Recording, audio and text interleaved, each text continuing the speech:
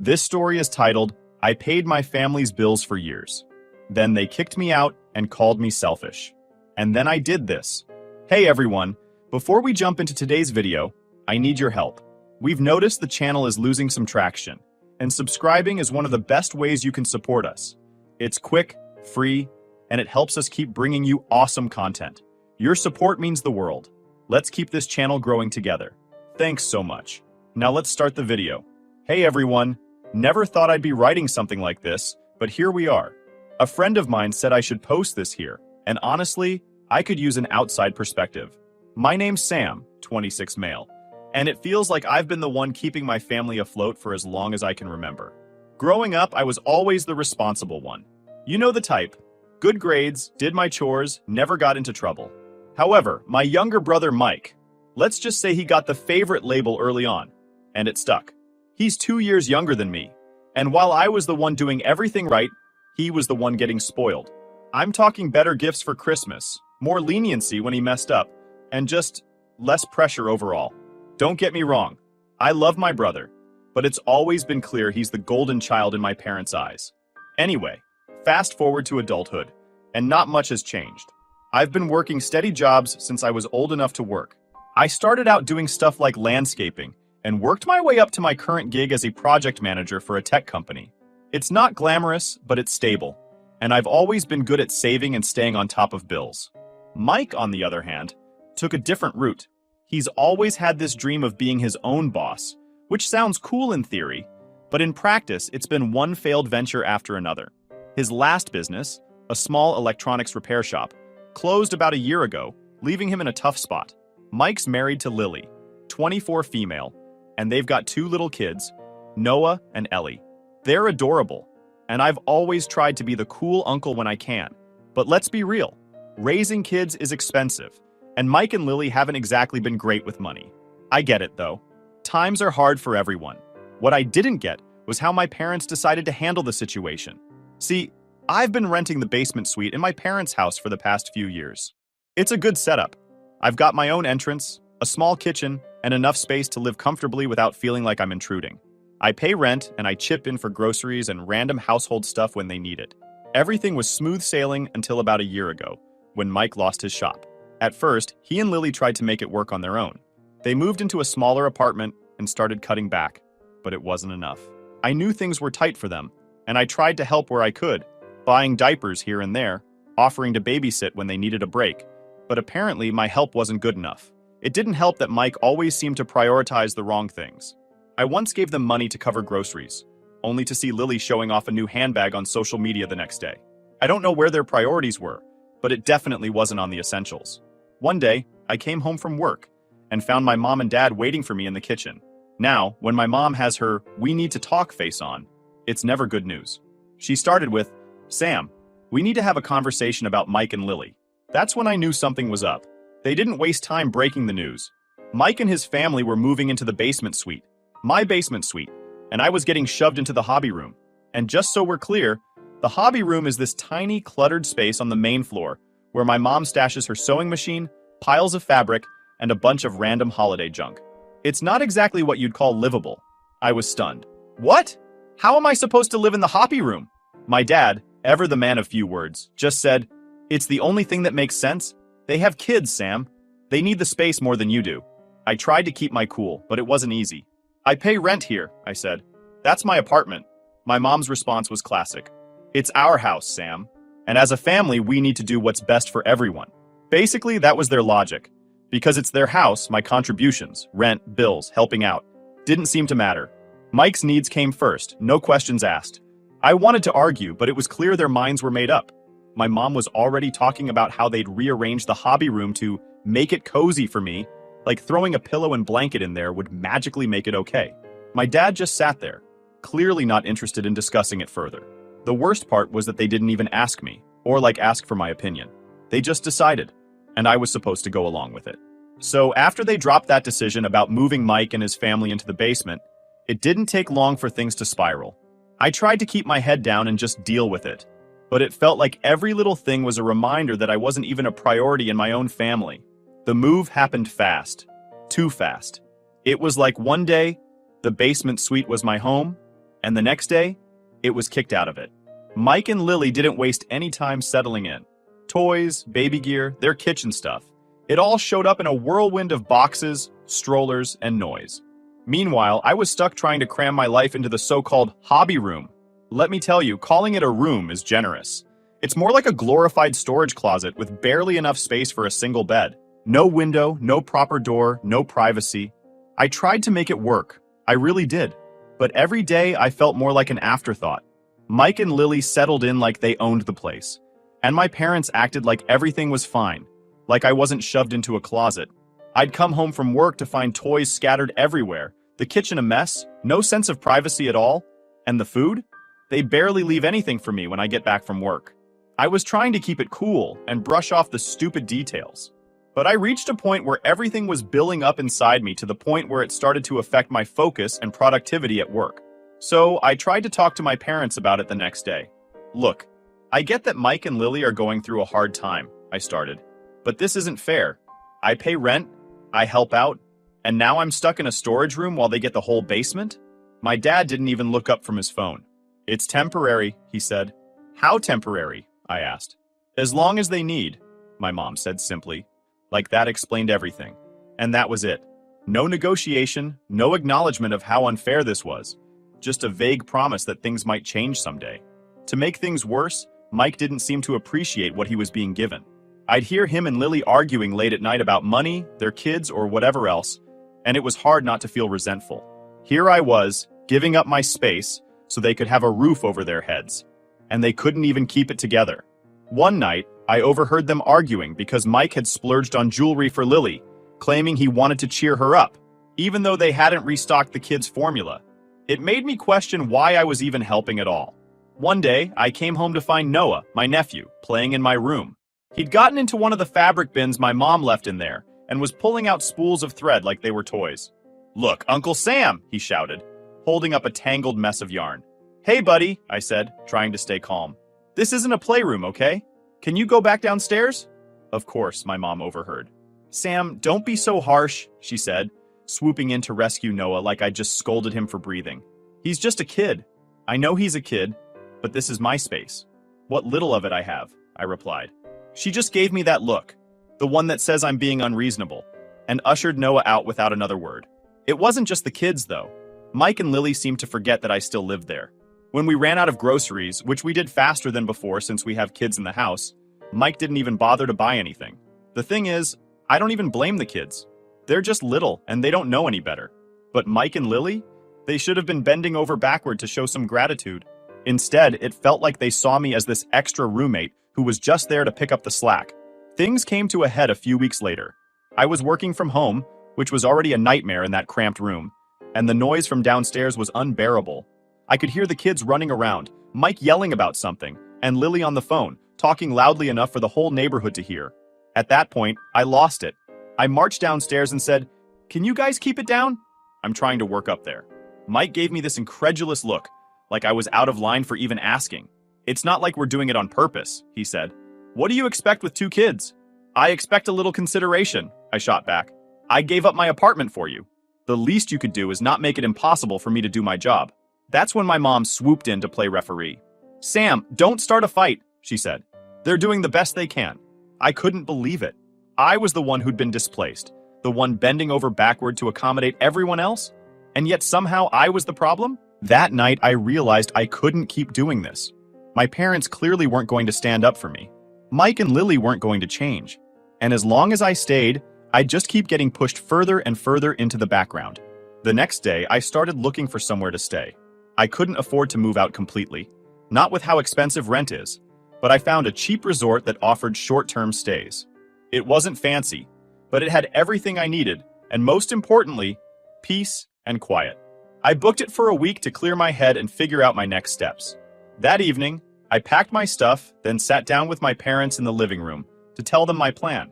The second I mentioned leaving, my mom's face scrunched up in irritation. "Leaving?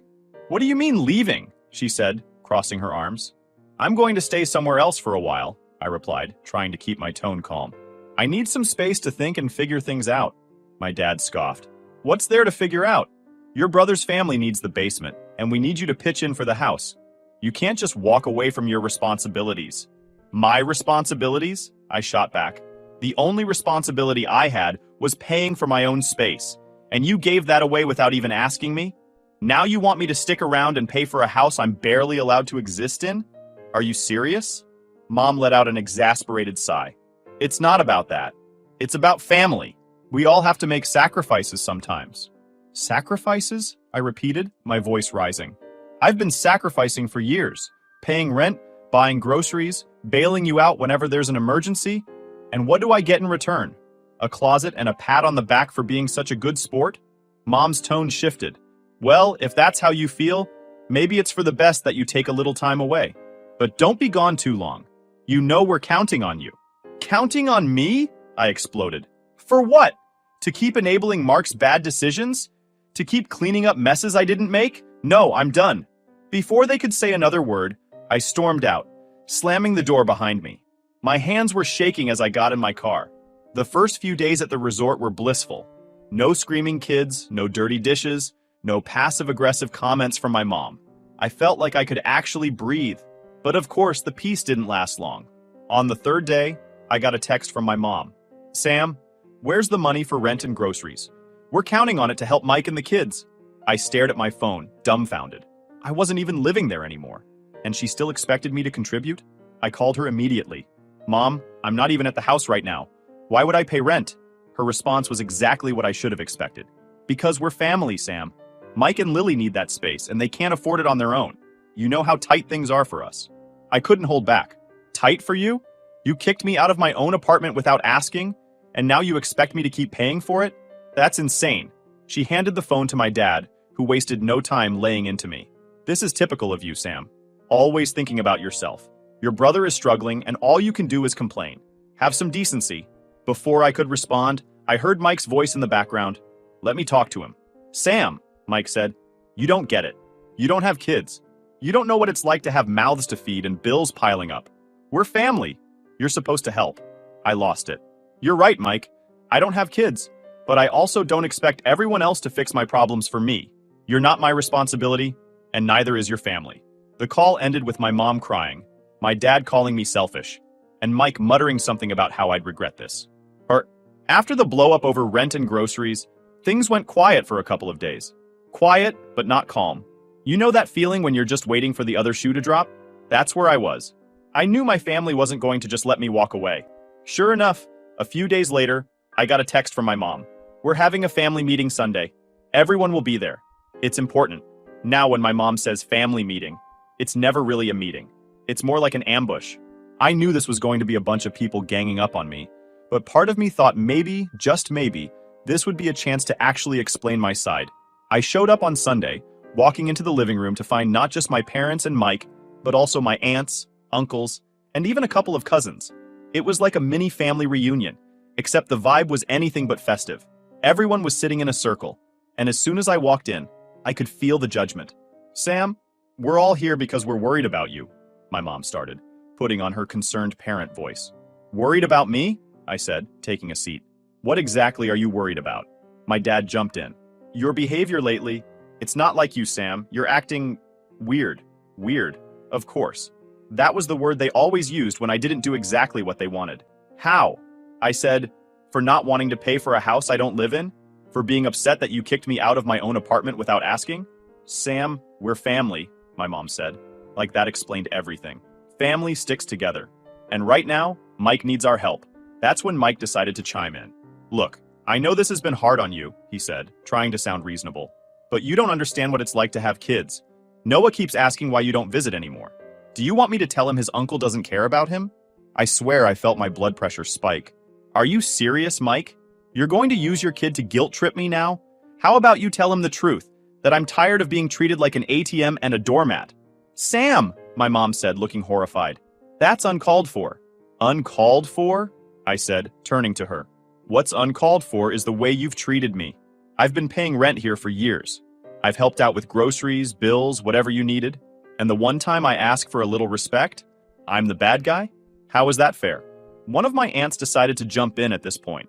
Sam, you've always been the responsible one. Your parents count on you because they know you'll step up. But this attitude of yours, It's not who you are. I wanted to laugh. Responsible? Sure. But that didn't mean I wanted to be the family's punching bag forever. Being responsible doesn't mean letting people walk all over me, I said. And that's exactly what's been happening. You all act like I owe Mike and Lily something just because they've got kids.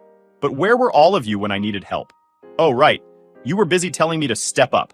The room went quiet for a second. But then my dad spoke up. This isn't about the past, Sam.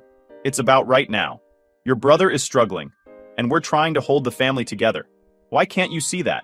Because no one asked me, I shouted. You didn't come to me and say, hey Sam, we're in a tough spot. Tough? Can we figure something out?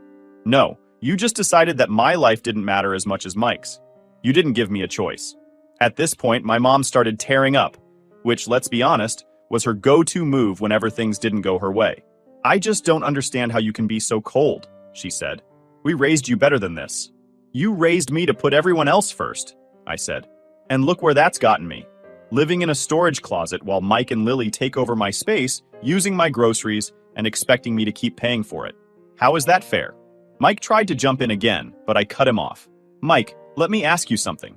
When you had your shop, did you ever help Mom and Dad with bills? Did you ever pitch in for groceries or anything else? He looked uncomfortable. That's different, he mumbled. Oh, it's different? I shot back. Because I can't count how many times I've helped you out with money, just for you to blow it on something stupid. Like when I bought groceries for your family, and Lily magically ended up with a new Chanel bag the next day. Or when you were late on rent, and you still found a way to get her a spa gift card. Do you even realize how insulting that is? Mike's face went red, but he didn't have a comeback. No, it's not, I said. You didn't help out when you were doing fine. But now that you're struggling, everyone expects me to pick up the slack. I'm done. I'm not paying another cent for that house. If you need money, figure it out like an adult. That's when my mom lost it. She started crying, full-on sobbing, while my dad glared at me like I'd just insulted the family name. You're tearing this family apart, she said between sobs. No, I said, standing up. You did that when you decided Mike was more important than me. I walked out of the house without saying another word. As I got into my car, my phone started buzzing with messages from cousins and aunts, all telling me I was being selfish and immature. I didn't even bother reading them. After the so-called family meeting, I decided to keep my distance for a while. I didn't block anyone, but I stopped answering their calls and texts. I needed some time to think, to figure out my next steps without the constant guilt trips and manipulations. At first, it worked. A couple of weeks went by, and while my phone was still buzzing with the occasional "Sam, call us," or "Why won't you talk to us?" message, I mostly ignored it. I even started to feel a little lighter, like maybe I could finally focus on myself for once. But then my mom did something I never saw coming. She called my workplace. I found out about it when my manager pulled me aside during a break. Hey Sam, he said, looking awkward. We got a call from someone claiming to be your mom. She said you're dealing with some family issues and might need some time off? I just stared at him, completely blindsided. What? No, I didn't ask for time off, and I have no idea why she would call. Well, I figured that might be the case, my manager said, trying to sound understanding. But she left a pretty detailed message. He mentioned some stuff about your brother and housing issues. I was mortified. My personal life, something I'd tried so hard to keep separate from work, was now out in the open, thanks to my mom. I spent the rest of the day trying to focus, but all I could think about was how humiliating this was. That evening, I called her. Mom, what the hell were you thinking? I was worried about you, she said, her tone defensive. You haven't been answering our calls, and I thought maybe you needed help. So you thought calling my boss was the solution? I yelled. Do you have any idea how unprofessional that makes me look? I didn't mean to embarrass you, she said, her voice wavering. I just wanted them to understand what you're going through. What I'm going through is because of you, I said bluntly. You kicked me out of my home, ignored everything I said at the family meeting, and now you're interfering with my job. Enough is enough, Mom. Stay out of my professional life. She didn't take it well. She started crying, again, and handed the phone to my dad, who, predictably, called me selfish and ungrateful. Your mom was trying to help, he said. You don't have to treat her like this. I wouldn't have to say anything if she hadn't crossed the line, I said. This isn't okay, Dad. None of this is okay. But it didn't stop there. The next day, I started getting messages from extended family members, cousins, aunts, even people I hadn't talked to in years. Apparently, Mike had taken to social media to air our dirty laundry. He didn't mention me by name, but the posts were clearly about me. Real family steps up when it matters, one post said. Some people only care about themselves, even when their own blood is struggling. The comments were full of sympathy for Mike. Stay strong, one person wrote. You're doing the best you can, and that's all that matters. You don't need toxic people in your life, another said. Toxic. That's what I was now, apparently. At first, I tried to ignore it, but the more I scrolled, the angrier I got. Mike was out here playing the victim, painting me as some heartless villain, and no one, not a single person, was asking for my side of the story. I thought about responding, about posting my own version of events, but I knew it wouldn't make a difference. The people commenting on his posts had already made up their minds. Besides, I wasn't about to turn this into a public spectacle. Instead, I decided to call Mike directly. What the hell is wrong with you? I asked as soon as he picked up. What are you talking about? He said. The posts, Mike. Don't play dumb. You're out here trashing me on social media, and for what? Because I don't want to pay for your life anymore? I didn't name you, he said defensively. If people assume it's about you, that's not my fault. Cut the crap, Mike. We both know what you're doing, I said. If you've got a problem with me, say it to my face. Stop hiding behind Facebook. You think I don't have the right to vent? He shot back. You've left us hanging, Sam. We're family, and you just walked away. I walked away because you and Mom and Dad pushed me out, I said, my voice rising. You don't get to guilt me into fixing your problems, Mike. You're a grown man. Act like it. The call ended about as well as you'd expect. He hung up on me, and I knew then that any chance of salvaging our relationship was gone. But Mike decided to escalate things. After that call, I came home from work, and there he was, sitting on the steps outside my apartment. His car was parked at the curb. What are you doing here, Mike? I asked, trying to keep my voice calm. I had to see you. I can't believe this is where we're at, he said, standing up. You're really just walking away from all of us? You think you're better than everyone? I sighed, already exhausted from the conversation I knew was coming. Mike, I'm not walking away. I'm just setting boundaries. I can't keep doing this. Paying for everything. Sacrificing my own life while you and Mom treat me like an afterthought. An afterthought? He repeated, his voice rising. Do you even hear yourself? I've been going through hell, Sam. I lost my job, I've got 2 kids to feed, and Mom and Dad are barely scraping by. And now you're acting like you're the victim because we need a little help? It's not just a little help, Mike, I snapped. You took my space, without asking, and now you're trying to guilt me into staying involved after everything you've put me through. I've been helping this family for years. Where were you when Mom and Dad needed money for the mortgage?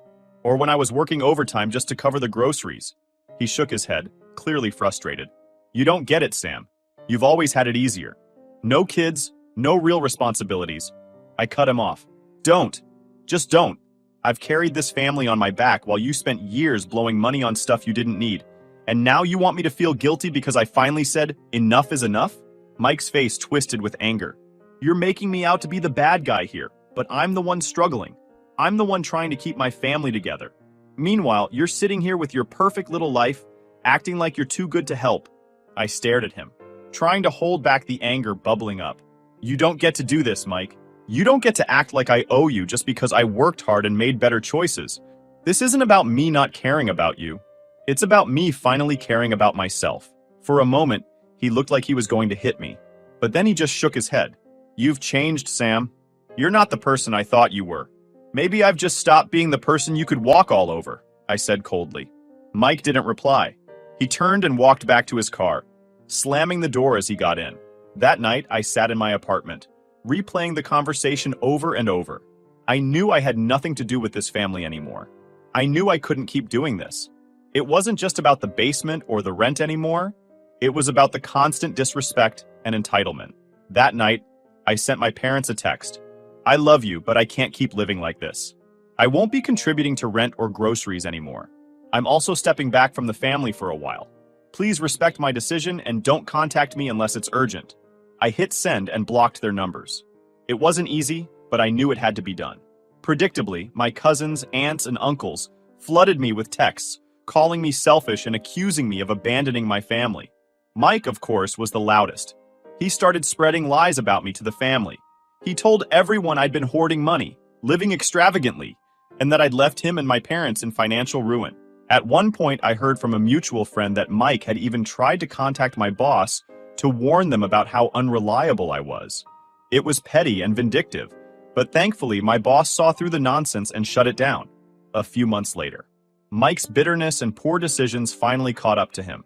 He had burned so many bridges in his quest to get back at me that even the extended family started distancing themselves from him. Meanwhile, his lack of financial planning hit a new low. I heard through the grapevine that he and Lily were evicted from the house they'd moved into after my parents couldn't keep up with the mortgage. It wasn't just the eviction. Mike's actions began unraveling his own life. Lily, fed up with his behavior and unwilling to keep scraping by, took the kids and left him. He was left with no job, no family support, and no place to stay. When I found out, I'd be lying if I said I felt sympathy. It was hard to muster any after everything he'd put me through. His obsession with revenge had done nothing but dig him into a deeper hole. As for me, cutting ties with my family wasn't easy, but it turned out to be the best decision I'd ever made. I moved to a new apartment, focused on my career, and even started going to therapy to work through years of built-up resentment.